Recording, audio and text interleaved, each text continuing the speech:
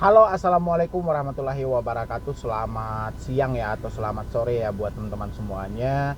Khususnya yang selalu menantikan video terbaru, updatean terbaru dari channel Solusi Hutang.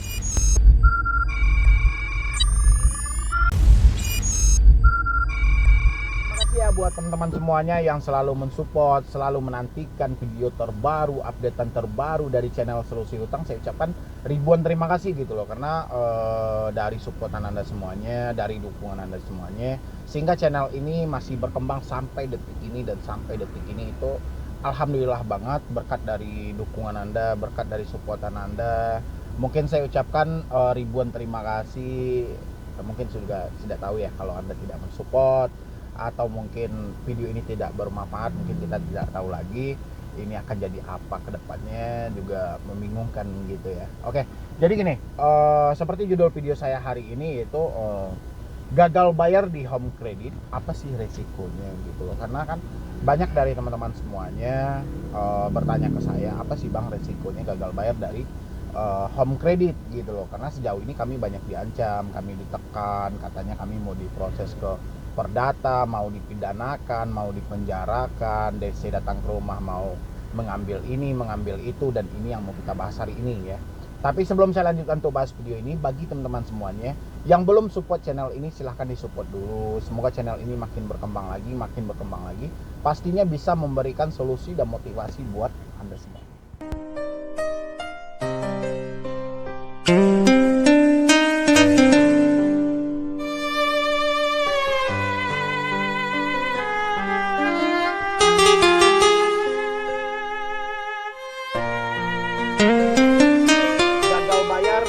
Kredit, apa sih sebenarnya bang resiko yang akan kita hadapi, apa risiko yang akan kami alami gitu loh. Karena sejauh ini banyak saya perhatikan ada yang diancamnya itu salah satunya mungkin akan dibawa ke jalur perdata dengan mereka ngirimkan berupa sebuah kertas kayak cetan yang dipoto atau format PDF atau yang lainnya, itu bahwa di situ itu ditulis langsung oleh lawyernya atau ditulis langsung oleh penasehat hukumnya yang akan memproses kita ke jalur perdata, atau kita cacat hukum, atau kita cacat dari wan prestasi, atau ingkar janji, dan berbagai macam lainnya ada di situ. Ya, ini kan membingungkan banget, apalagi bagi kita yang baru telat bayar, baru gagal bayar di home credit, tidak mampu lagi bayar. Saya sudah paham itu. Orang-orang yang terjebak di dana multiguna home credit, saya yakin akan mengeluh semuanya. Kenapa? Karena bunga yang kata mereka 30%, bunga yang kata mereka 3,8% itu ternyatanya per jam gitu loh. Ya. Bukan per hari, per bulan dan lainnya, tapi per jam. Ya. Dan akhirnya Anda akan membayar lebih dari 100% bunga yang ditetapkan. Contoh, kita minjam 1 juta, yang akan Anda bayar ke home credit sebanyak 2.500.000. Ya. Berapa persen itu? 150%. Bukan 1-2 orang, ya. Dan saya pengen tahu berapa banyak dari teman-teman yang di awal 2021 ini telat membayar home credit, atau yang saat ini lagi kebingungan kayak mana cara mengatasi dari home credit yang bunganya sangat besar banget. Anda baru tahunya setelah Anda menjalankan akad kreditnya, setelah Anda menyetujuinya, setelah dana cair, Anda baru tahu ternyata bunganya gede banget. Silahkan tulis di kolom komentar seperti apa nanti, dan Anda juga silahkan tag di situ, tag sama OJK-nya ya. Misalnya saya minjam di home credit dengan nominal sebanyak ini, ansuran sebanyak ini, tag di bawahnya OJK. Tolong, biar bisa OJK itu melihat dan mempertimbangkan bagaimana ini dengan home credit. Ini bukan sekali dua kali ya, bukan sehari dua hari, ini udah bertahun kejadian seperti ini. Masa tidak ada pergerakan sama sekali untuk meluruskan tentang permasalahan ini ya. Saya menemukan juga satu kasus dari home credit ini yang katanya ada tentang asuransi aman, dan habis itu si debetur meninggal dunia. Habis itu pihak keluarga menyampaikan bahwa debetur telah meninggal dunia, tapi kata pihak home credit, asuransi aman itu ya, tentang asuransi jiwa itu baru bisa berlaku kalau orang ini meninggalnya atas dasar kecelakaan. Ini kan gila, kan kurang ajar kalau gitu ya. Jadi meninggal Anda, kalau memang itu asuransinya harus berjalan, Anda harus ditabrak mobil dulu gitu loh, atau Anda bunuh diri dulu, atau Anda lompat jurang dulu gitu loh ya. Jadi meninggal Anda itu harus dasar kecelakaan. Ya, setahu saya meninggal ini ajalnya sudah sampai. Mau dia kecelakaan, mau dia tidak kecelakaan, tapi kalau ajal sudah sampai di situ garis dia untuk di dunia ini, ya meninggal gitu loh. Ada mendapatkan cetan itu dari salah satu ahli waris atau salah satu dari pihak atau family dari si korban yang, atau dari debetur atau dari nasabah dari pihak home credit ini, bahwa nasabah ini telah meninggal dan ahli warisnya menyampaikan bahwa yang bersangkutan telah meninggal dunia. Yang bersangkutan telah meninggal, ya, berdasarkan surat yang seperti ini. Tapi si pihak home katanya itu tidak masuk dalam asuransi pinjaman aman, ya, asuransi aman gitu loh. Kenapa? Karena meninggalnya itu atas dasar umurnya sudah kayak mana. Jadi saya pun mencari alasan itu, ini seakan kayak mana gitu loh. Ini seakan kita dipermainkan gitu loh. Tolong, kalau yang ada yang nonton video saya hari ini yang berdapatan dengan hal yang sama, coba ditulis di kolom komentar. Yang katanya pihak home credit tidak akan mengklaim kalau orang itu meninggal atas dasar tanpa kecelakaan gitu loh. Ya, dia tidak akan menganggap utang itu lunas. Ini kan kurang ajar. Ya. Ini jelas apa yang Anda hadapi sebenarnya gitu loh. Jadi yang kata mereka asuransi aman, asuransi ini, asuransi itu maksudnya kayak mana kalau kita harus meninggalnya di jalur kecelakaan? Ya. Jadi meninggal di jalur tidak wajar. Ini kan tidak manusia yang mengucapkan seperti ini gitu loh. Ya. Kalau menurut saya ya mungkin logika saya ya, menurut saya kalau orang sudah meninggal, itu faktor usianya cuma sampai di situ ditetapkan oleh Tuhan. Tidak ada orang di dunia ini yang ingin mati buru-buru. Ya. Jadi ngapain harus ditunggu mereka harus meninggalnya karena kecelakaan gitu loh. Tolong isi dulu di kolom komentar. Mana tahu ada yang chat ke tim saya seperti itu, silahkan Anda tulis di kolom komentar. Mungkin ahli warisnya yang ngechat ke pihak home-nya, tiba-tiba pihak home mengklaim bahwa itu tidak masuk dalam asuransi aman. Hutang tetap berlanjut karena meninggalnya bukan karena unsur kecelakaan.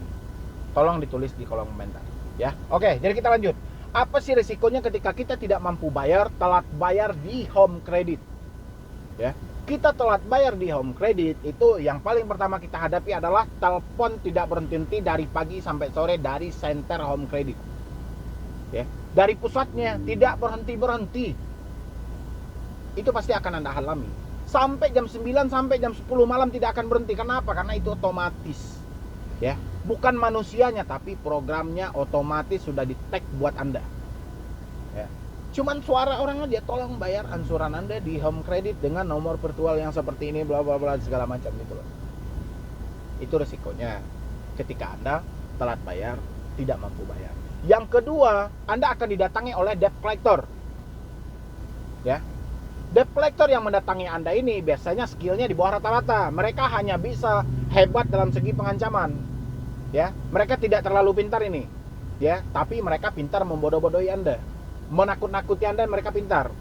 Dia bilang gini lah, misalnya pernah kejadian yang seperti ini, tiba-tiba mereka dipenjara. Pernah kejadian yang seperti ini, tiba-tiba mereka dikasuskan ke jalur perdata. Habis itu dia kalah dan akhirnya rumah dia disita dan ini segala macam. Itu drama yang diciptakan oleh debt collector lapangan ketika Anda terjebak di home credit. Yang ketiga, Anda akan disibukkan dengan SMS ancaman. Ya, SMS ancaman atau chat ancaman. Baik Anda dipenjara, baik Anda akan diperdata dan segala macam, itu Anda akan disibukkan. Ya, tapi percayalah dan yakinlah akan diri Anda bahwa Anda itu bukan seorang mafia, bahwa Anda itu bukan seorang penipu, bahwa Anda bukan seorang maling. Alasan Anda tidak membayar di home credit, saya tahu pertama faktor uang Anda sudah tidak ada, yang kedua Anda diberatkan dari segi bunga yang tidak manusiawi sama sekali. Ya, ini buat teman-teman semuanya. Tidak ada yang perlu Anda takutkan, tidak ada yang perlu Anda cemaskan. Kalau memang Anda sudah tidak mampu lagi untuk membayar home credit, sampaikan kepada debt collector, saya persiapkan diri saya untuk menerima segala risikonya. Jangan sampai nanti Anda sudah menyatakan tidak mampu, Anda tidak siap pula dengan risikonya. Karena setiap hal yang kita nyatakan, setiap hal yang kita putuskan, itu pasti ada konsekuensinya masing-masing. Ya. Benar kita di penjara bang, proses dulu hukumnya. Benar kita diperdata bang, proses dulu hukumnya. Ya. Proses dulu hukumnya, jangan menduga-duga. Jalankan dulu risikonya, jangan Anda mengarang-ngarang sendiri. Ya. Toh faktanya sampai detik ini belum ada yang dipenjara gara-gara telat bayar home credit. Ya, belum ada yang dipenjara gara-gara tidak mampu bayar home credit. Tapi yang saya herankan, sekian banyak orang yang menderita akibat home credit Kenapa belum ada yang berani memberikan sanksi terhadap home credit? Ya. OJK ini sebenarnya tutup mata tentang hal ini atau kayak mana? Tidak tahu atau kayak mana gitu loh. Ini yang saya herankan. Jadi semua rakyat itu, semua debitur itu, semua nasabah itu berharap adanya perpanjangan tangan dari pihak OJK untuk mengatasi suatu permasalahan ini, tapi nyaris kita temukan di lapangan tidak ada sama sekali. Ya. Jadi otoritas jasa keuangan yang mengatur segi keuangan baik dari perbankan maupun biro jasa dan segala macamnya, ini kan OJK gitu loh. Kenapa kasus dari home credit ini sudah bertahun-tahun tidak pernah beres dan kasusnya hampir sama? Ya. Berarti melambangkan bahwa home credit tidak bermanfaat sama sekali. Ya. Kalau memang home credit bermanfaat, mungkin sampai detik ini tidak ada orang yang komplain. Contoh salah satu program yang diciptakan oleh BRI, KUR. Kenapa tidak ada orang yang komplain tentang KUR? Berarti program ini bermanfaat. Ya. Kenapa hanya dimasalahkan masalah multiguna dari home credit? Ya, ini harus menjadi PR besar bagi OJK gitu loh. Ya. Untuk meluruskan kembali, kalau enggak ini kesengsaraan akan terjadi. Jangan hanya memperbaiki pemulihan ekonomi, siklus ekonomi segala macam, sementara di bawah amburadul semuanya, kacau balau semuanya gitu. Ya. Ini buat pesan buat yang ada di OJK, tolong diluruskan kembali. Saya yakin pengaduan tentang home credit mungkin sudah ratusan ribu bahkan jutaan yang masuk ke situ.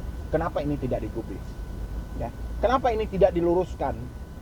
Kenapa ini hanya dijadikan sebuah formalitas saja gitu loh. Jadi ruang pengaduan itu tidak untuk menilai suatu lembaga, tapi hanya sebatas formalitas bahwa OJK memang telah menanggapi pengaduan orang gitu loh. Tapi kenyataannya nol. Ya. Jadi buat teman-teman semuanya yang telat bayar home credit, yang gagal bayar home credit, tidak mampu lagi home credit, ketika ada debt collector yang datang, nyatakan baik-baik ketidakmampuan Anda. Ya. Dan persiapkan diri Anda untuk menerima risikonya. Jangan pernah takut. Ya, Anda itu tidak akan risikonya yang fatal. Palingan juga Anda di blacklist, nama Anda akan masuk ke BCPN. Karena di belakang home credit itu saat ini yang memberikan slik atau BI checkingnya itu BCPN.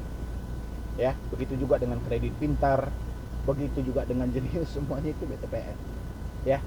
Jadi buat teman-teman semuanya, mungkin hari ini cuman itu dulu yang selalu bertanya ke saya, apa sih resikonya kalau kita tidak mampu bayar home credit? Salah satu resikonya itu saya umumkan ada 3 resiko tadi itu, itulah yang akan Anda alami. Ya, yang penting Anda tetap optimis, tetap semangat aja. Yang penting kita bertanggung jawab. Kalau memang sudah menyatakan tidak mampu, persiapkan diri Anda untuk risikonya apapun itu. Ya, tidak peduli mau Anda diperdata, mau kita di penjara, mau kayak mana, yang penting terima risikonya.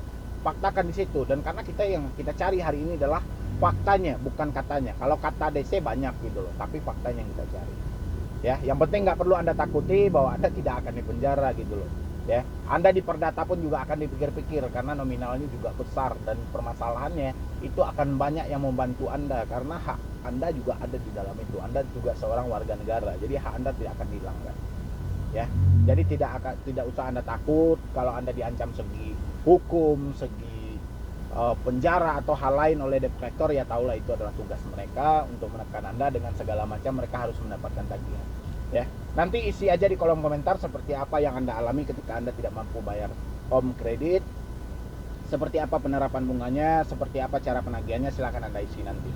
Ya, mungkin bagi saya cuman itu dulu yang dapat saya sampaikan. Terlebih dan terkurangnya saya mohon maaf. Nanti buat teman-teman semuanya yang mau konsultasi atau diskusi sama tim saya, silahkan di nomor yang ada di deskripsi.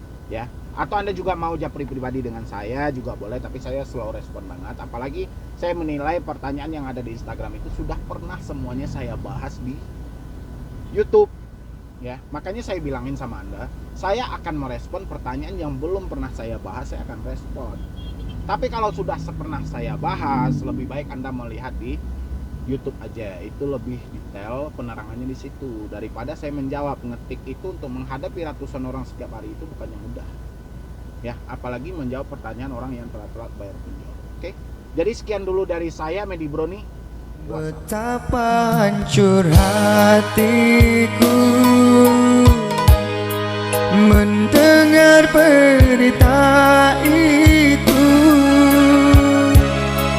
Dia yang ku cinta selama ini telah meninggal.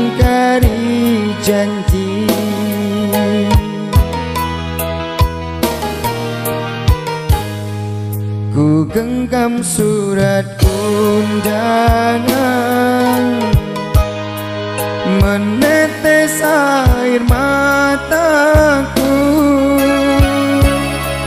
Cinta yang ku tunggu kini telah berlalu, kau tega menyakitiku.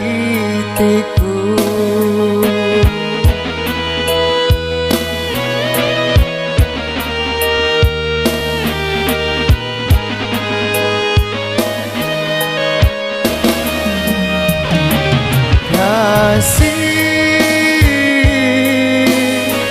mengapa kau tega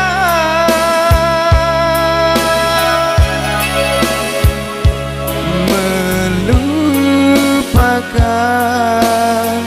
cinta kita berdua?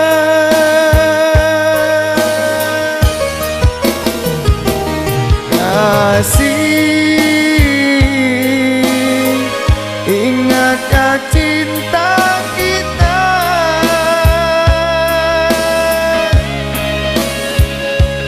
berdua saling setia?